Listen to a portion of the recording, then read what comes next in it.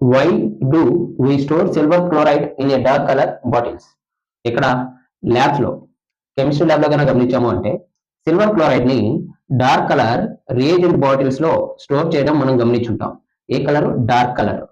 ఎందుకు సార్ ఈ silver chloride ని మనం డార్క్ కలర్ బాటిల్స్ లో ప్రిజర్వ్ చేస్తాము అనేది గమనించండి. ఒకవేళ ఈ డార్క్ కలర్ బాటిల్ లో లేకుండా ట్రాన్స్పరెంట్ అంటే ట్రాన్స్పరెంట్ బాటిల్ లో కనుక ప్రిజర్వ్ చేస్తే ఇది సన్లైట్ కి ఎఫెక్ట్ అయ్యి సన్లైట్ దాని మీద పడి డీకంపోజిషన్ రియాక్షన్ జరుగుతుంది. డీకంపోజిషన్ రియాక్షన్ సన్లైట్ ద్వారా జరుగుతుంది కాబట్టి దీన్ని ఫోటోలైటిక్ డీకంపోజిషన్ రియాక్షన్ అంటాం. దీన్ని ఫోటోలైటిక్ డీకంపోజిషన్ రియాక్షన్ అని అంటాం. డీకంపోజిషన్ రియాక్షన్ అంటే ఏంటి? సింగిల్ సబ్స్టెన్స్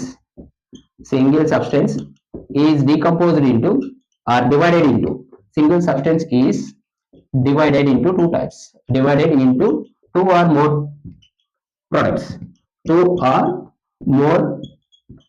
గా డివైడ్ అయిపోవడాన్ని మనం డీకంపోజిషన్ రియాక్షన్ అంటాం. ఈ డీకంపోజిషన్ రియాక్షన్ ఎక్కడ జరిగింది? లైట్ సమక్షంలో జరిగింది కాబట్టి దీన్ని ఫోటోలైటిక్ డీకంపోజిషన్ రియాక్షన్ అంటాం. ఇప్పుడు యాక్చువల్గా ఏం జరుగుతుందో గమనించండి. సిల్వర్ క్లోరైడ్ AgCl ఇది ఎలా డిసోసియేట్ అవుతుంది అంటే Ag ప్లస్ Cl2 గా డిసోసియేట్ అయిపోతుంది. అంటే ఇక్కడ 2AgCl తీసుకున్నామంటే 2Ag ప్లస్ Cl2 గా డిసోసియేట్ అయిపోతుంది in the presence of sunlight. దీన్ని ఫోటోలైటిక్ డీకంపోజిషన్ రియాక్షన్ అంటాం. సో ఈ విధంగా AgCl లో ఉన్నప్పుడు ఈ కాంపౌండ్ ఒక ప్రాపర్టీని చూపిస్తుంది. ఇవి వాటి యొక్క ఇండివిజువల్ కాంపౌండ్ గా మారిపోతున్నాయి కాబట్టి వీటి యొక్క బిహేవియర్ క్యారెక్టరిస్టిక్స్ వేరుగా ఉంటాయి. సో ఇది మనకి డిసడ్వాంటేజ్ కాబట్టి AgCl ని మనం ల్యాబ్స్ లో డార్క్ కలర్ బాటిల్స్ లో ప్రిజర్వ్ చేస్తాం. నాట్ ఓన్లీ AgCl, AgBr ని కూడా డార్క్ కలర్ బాటిల్ లో ప్రిజర్వ్ చేస్తాం. అలానే H2O2 ని కూడా డార్క్ కలర్ బాటిల్స్ లోనే ప్రిజర్వ్ చేస్తాం. ఎందుకంటే ఇవి ఫోటోలైటిక్ డీకంపోజిషన్ జరగకుండా ఆపేదాని కోసంగా డార్క్ కలర్ బాటిల్స్ లో ప్రిజర్వ్ చేస్తాం.